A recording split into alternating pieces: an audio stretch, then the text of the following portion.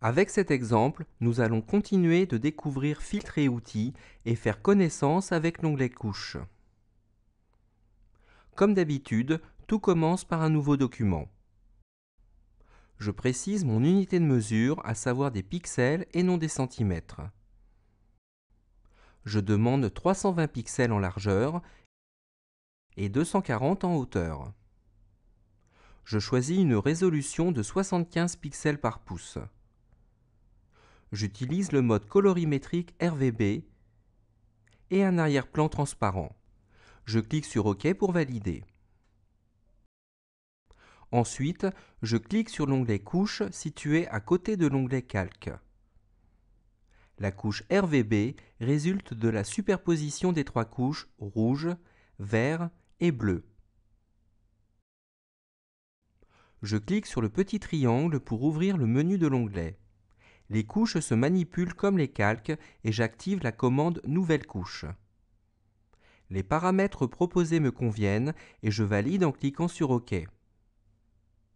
Une nouvelle couche intitulée Alpha 1 apparaît dans l'onglet Couches.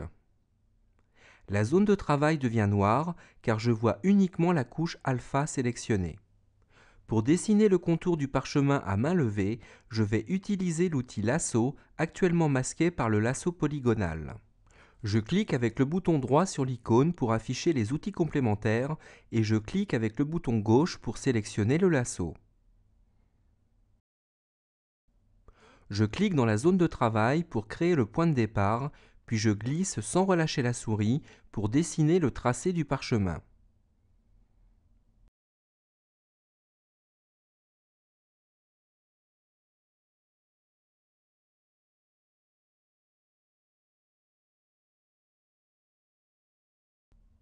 Pour clore le contour, je relâche la souris au point de départ.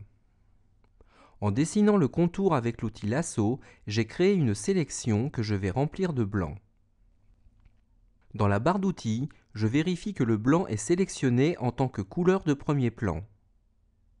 Puis, j'ouvre le menu Édition pour activer la commande Remplir.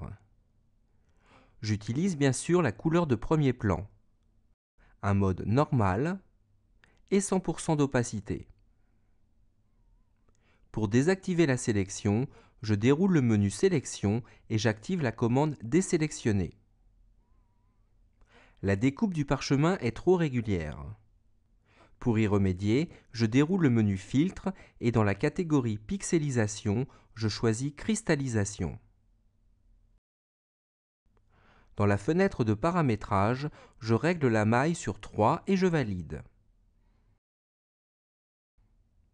Le parchemin semble rongé par les ans, mais on peut mieux faire. J'active l'onglet Calque et j'ouvre son menu pour activer la commande Nouveau calque. Je conserve les réglages proposés et je clique sur OK pour valider la création. Ensuite, je déroule le menu Sélection et je clique sur la commande Récupérer la sélection. Dans la fenêtre qui s'ouvre, je déroule la liste couches pour sélectionner la couche Alpha 1 utilisée pour la découpe. Dès que je valide, le tracé de la sélection réapparaît. Ensuite, je reviens dans l'onglet Calque et je clique avec le bouton droit sur l'intitulé Calque 2 pour ouvrir son menu contextuel. Attention, ne confondez pas le menu de la vignette avec celui du calque. Je clique sur la commande Options de fusion pour afficher la fenêtre Style de calque et ses options. Les possibilités sont multiples. Pour en profiter, le principe est simple.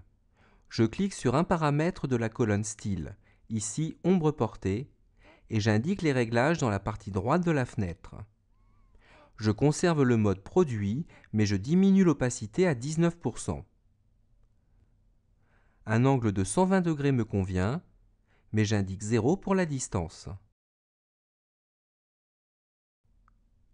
4 pour le grossi et 7 pour la taille. Dans la section Qualité, je règle le bruit sur 8%. Ensuite, j'ajoute une ombre interne.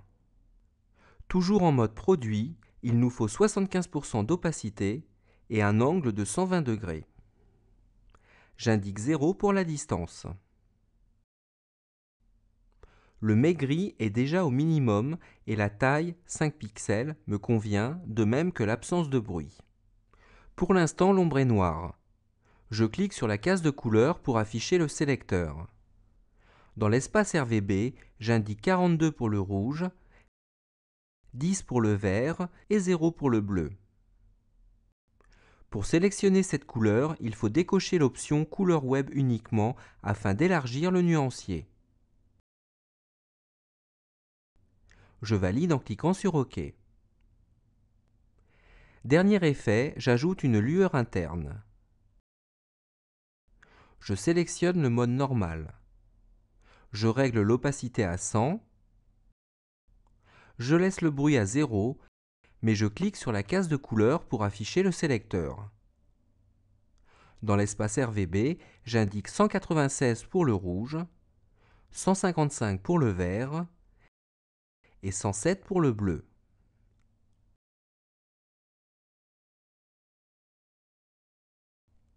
Dans la section éléments, j'utilise la technique plus tamisée. Le contour en tant que source de la lueur, aucun maigri, et je règle la taille sur 46. Dans la section qualité, j'utilise une étendue de 50 et aucune variation. Je clique sur OK pour valider. Pour l'instant, les effets que je viens d'appliquer sont invisibles car le calque cible est transparent. En revanche, ils apparaissent bien dans l'onglet Calque. Je déroule le menu Édition et j'active la commande Remplir. Je voudrais du blanc, couleur d'arrière-plan actuellement sélectionnée dans la barre d'outils. Mais de toute façon, la liste de la section Remplir permet de choisir directement du blanc. Je clique sur OK pour valider. Les effets s'appliquent au calque selon la découpe de la couche alpha, puisque cette sélection est toujours active.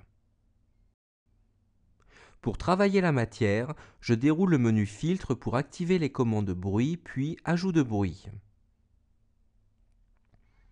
Dans la section Répartition de la fenêtre de réglage, je coche l'option Gaussienne. L'option monochromatique est déjà cochée. Je règle la quantité sur 10, puis je clique sur OK pour valider. Vous voici avec un parchemin sur lequel il ne manque plus que le texte. J'active l'outil texte et un nouveau calque de type texte apparaît lorsque je clique dans la zone de travail pour saisir le texte au clavier. Pour modifier l'aspect du texte, je le sélectionne en double-cliquant sur la vignette du calque correspondant. Une fois le texte sélectionné, je modifie police et corps de caractère au sein de la barre d'options.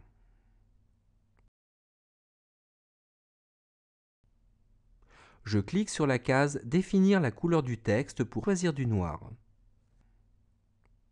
Pour valider, je clique sur l'outil Déplacement et j'en profite pour centrer le texte au sein du parchemin.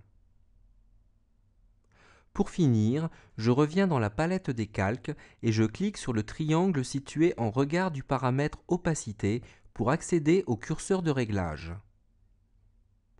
Je règle l'opacité sur 55% afin d'obtenir un aspect délavé. Je rectifie la position du texte. Dernier détail, je clique sur le calque 1 pour le sélectionner. Celui-ci fera office d'arrière-plan puisqu'il s'agit du premier calque. Je déroule donc le menu Édition pour activer la commande Remplir. Le blanc est déjà sélectionné et je clique sur OK pour valider. Il ne reste plus qu'à dérouler le menu Fichier pour sauvegarder l'image au format PSD afin de conserver calque et couche en vue d'une modification ultérieure.